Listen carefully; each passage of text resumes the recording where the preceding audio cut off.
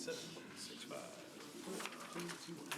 All right, good afternoon, everybody. This is Tuesday, October 4th. This is the Public Health and Safety Committee meeting. I do detect a quorum.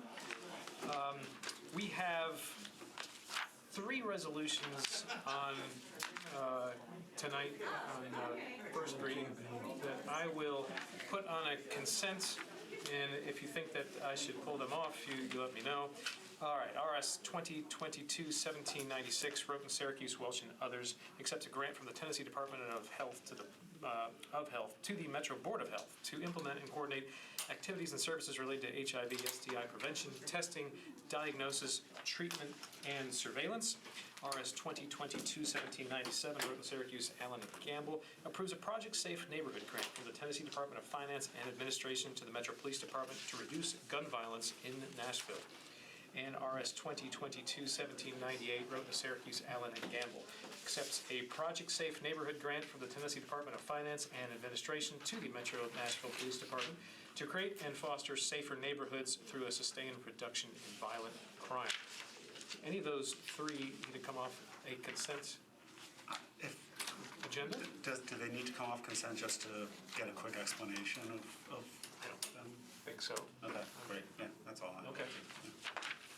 All right. Can I get a motion on the consent agenda?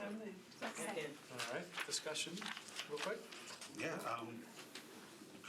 Commander, would you mind just describing 1797 and 98, please? Sure. So you might recognize the PSN grant. We've had them before. In fact, this is a continuation of the one. 1797 was one actually you all approved a few months back, but to continue the grant period, but the state didn't get the paperwork filed in time. So here we are again because they presented us a new contract. It's overtime and equipment for our Titans teams that work gun crimes that do, they're looking for people involved in shootings in the city where we're collecting cases. In fact, that's what 1798 has to do with. It is part of that funding is for the brass tacks program where we buy the machines to analyze the shell casings to match crime guns. The cash match in that one is coming from the crime lab because that's basically paying half the machine cost and we're using the other half from the grant to fund that. So.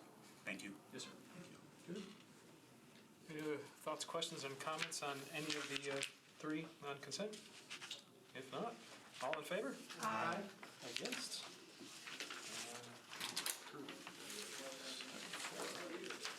Against. All right, and we have one late item that I've signed on to, as well as Councilmember Gamble, so we can carry that. Approving a letter of acceptance for a 2022 Homeland Security grant funds by the Metropolitan Government acting by and through the Office of Emergency Management to the Tennessee Emergency Management Agency for Homeland Security District 5. So, can I get a motion? Second. Okay. My understanding is that it was just a matter of the timing of submitting this, and when it's due is why it is late.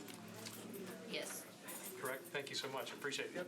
I'm Angie Roscoe with OEM. Fantastic. Thank you so much. Appreciate you being here.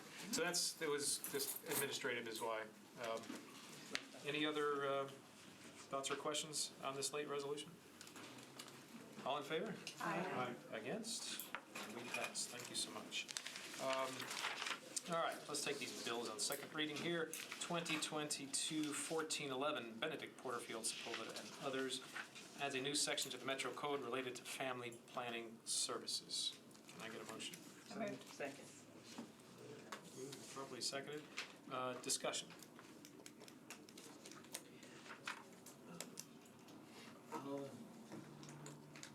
I kind of had a thought that this one was going to be pulled. That's what I'm confused Correct. as well. Right. At Budget and Finance yesterday, we moved it. We did. We did move it, but the intent was that there is another one that if that goes through, then this would come up later, and then this would be indefinitely deferred. That was the discussion at Budget and Finance. So we can move this in the same fashion that Budget and Finance did, or if you all. Is there a sponsor here? Can you describe it? I guess I am. Right. Okay. So, Tom, could you describe this one? The fiscal note is about 1.3 million. Is it not? So is it amended then? No. Is there an amendment? Well, This is the One benefit. point three comes from a conversation that we've had since she filed the original bill. So the idea of this one was to make family planning services free to everyone. Right. When we first looked at it, their Title 10 requires you to have this staggered payment plan up to 150%, I think, or the federal poverty level is fully subsidized free. 150 to 250 is some portion thereof, and 250 over is a greater portion thereof. And they require that you do that. Almost all of our family planning funds are Title 10 funds. We talked to Council Lady Benedict. She said, okay, well, let's keep the Title 10 restrictions in place. And we tried to figure out what it would cost if we replaced all of the out-of-pocket expenses that people are currently paying. And that was 2 Fridays ago, I think, Friday before last. 2 Fridays ago. And I talked to Laura again today, and we have just today ran another assessment of that. We overstated that when we talked to Emily during that phone conversation. It's less than we thought. We can revise that fiscal note, I believe. We just hadn't had a chance to do it yet. I just found out this afternoon. Okay. But that was based on what at the time we estimated were the out-of-pocket costs, plus the ability to keep it free for any new clients that we got because it was free. But I think we will reassess that note, and it will come down if this bill keeps going forward. Okay, thank you for that. Did you? Yeah, thank you. Yeah, Councilman? So you don't have the new guesstimate yet? No, but it'll be less than that. It'll be maybe a good bit less. I understand where the sponsor of this were coming from in light of the Dobbs decision, but Dobbs didn't address the education and contraceptive part of it. That's still available. We already still fund that. And to kind of come on in the middle of the budget year and put a big price tag on something that we're already doing, and other organizations are already doing. Planned Parenthood's probably getting more money now than they were pre-Dobbs with some of the pushback and like. I just don't think this is a wise investment. It's something that we need to do right now.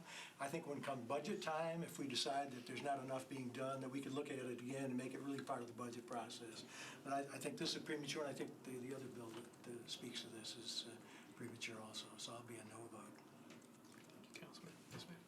Just for clarification, with this particular bill, are you saying that the fiscal note will decrease because you're pulling out paying for contraception and other services? We had overestimated the out-of-pocket expenses. But they still have the sliding scale Yes, we where have to. people are paying for these services based on their income.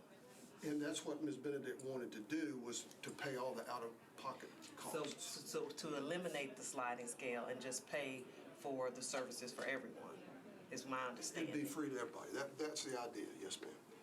So how will the fiscal note decrease? We overestimated how much that How much that out-of-pocket would cost, was. but you still wanted to provide this? Yes. Okay. Okay. Any other thoughts, comments, questions? To reiterate, we talked about that this had been passed in budget and finance with the intent that the other bill would pass and this one would possibly be indefinitely deferred. All right? So, One more yes, comment go too. ahead.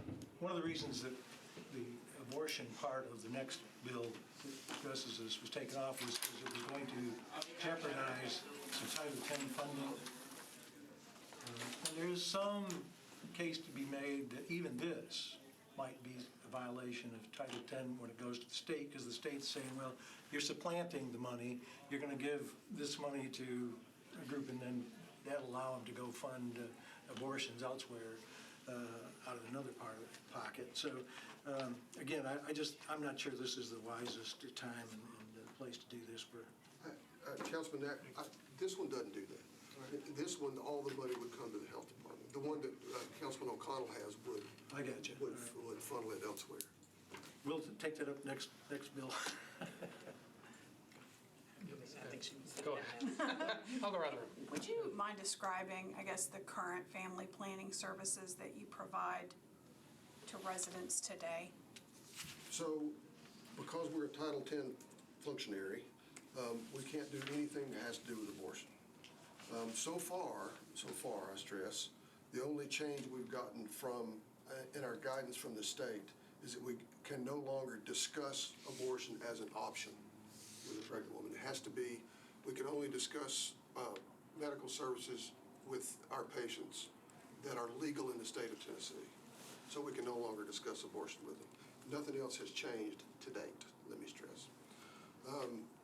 We have long-acting reversible contraceptives. We set up men for vasectomies. We have condoms. We have patches, IUDs, the full range of reproductive services that are non-operable.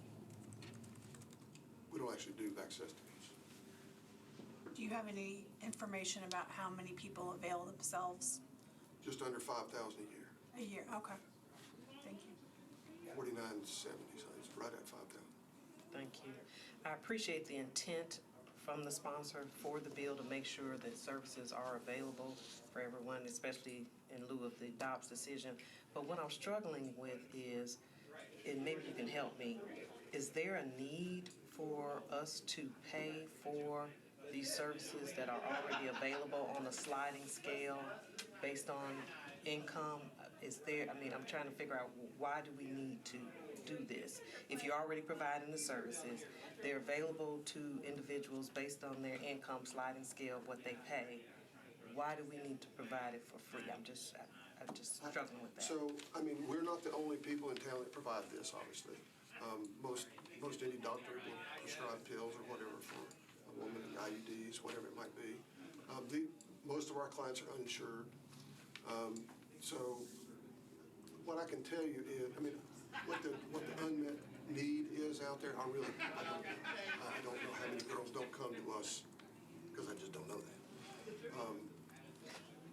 But do you? I will say that we have gotten, that the funding is stretched all the time in this area, so there's plenty of demand for them, to the point where we're having to borrow from our only unfettered source of money, which is state grant aid, which is really intended for a different purpose, but we've had to use some of that to help us out with this program. And we've entered into an agreement with a Step Ahead, which is a nonprofit organization, and they are actually funding, at this point, $92,000 a year worth of long-acting reversible contraceptives. We bill them for certain clients. So you're absorbing the cost for those who can't pay anything, or they can't pay the expense of what it costs you. You're absorbing that. A lot of that money that should be paid, we write off anyway. So will providing it free to everyone, I guess, would eliminate the problem for those who can't afford it, but for those who can, it would just be providing the service for free. It would be, yes. And so how much that would increase the inflow of people, I really have no way to estimate that. Thank you. Can I ask a question? Yes, go ahead. Thank you, Mr. Chair. I really appreciate your generosity, being that I'm not on the committee. But of the 5,000 that you all serve in this capacity, there's education that's available for them, that preventive education is. Yes, ma'am. So how many take advantage, what percentage take advantage of those services that are? I think for anyone who comes in to the family planning clinic, they would receive that kind of education. But do they utilize it, I mean, to the point? Well, I mean, we prescribe a lot of pills and patches and IUDs and other things, so it seems to me that they do.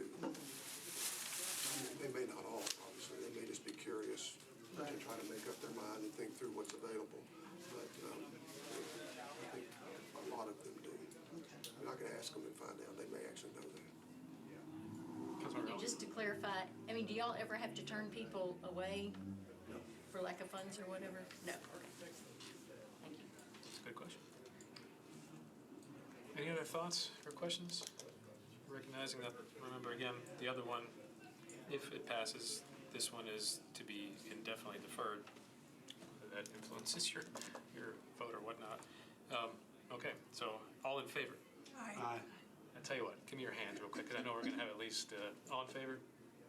1, 4. All right. And against? 2 Abstain. against, and 1 abstention. 4, 5, 6, that is 7. All right, so motion passes 4, 2, and 1 abstention. All right, thanks very much. On to 1457, O'Connell, Roten, Withers, and others. Authorizes the abandonment and conveyance of the Metropolitan Government's interest in Alley 68 in downtown Nashville, and approving an easement and agreement providing for the Metro Government's use of certain space and improvements to be constructed in the former alley. Motion? Thank you. Second. Discussion? Alley 68 is a great alley. I'm wondering why this is coming before Public Health and Safety. I do too. That's more of a transportation thing. It's got to be a safe alley. It's a healthy. Many things happen in that alley. I think it's, if I'm recalling correctly, I believe there is going to be something built there that might involve the, is there anyone, is it? It's the NDOT and police traffic command center. Ah, okay. Makes sense now. Okay, thank you very much. Any other questions, discussions? All in favor? Aye. Against? And it passes. Thank you all. Any other business before this committee? Otherwise, we stand adjourned.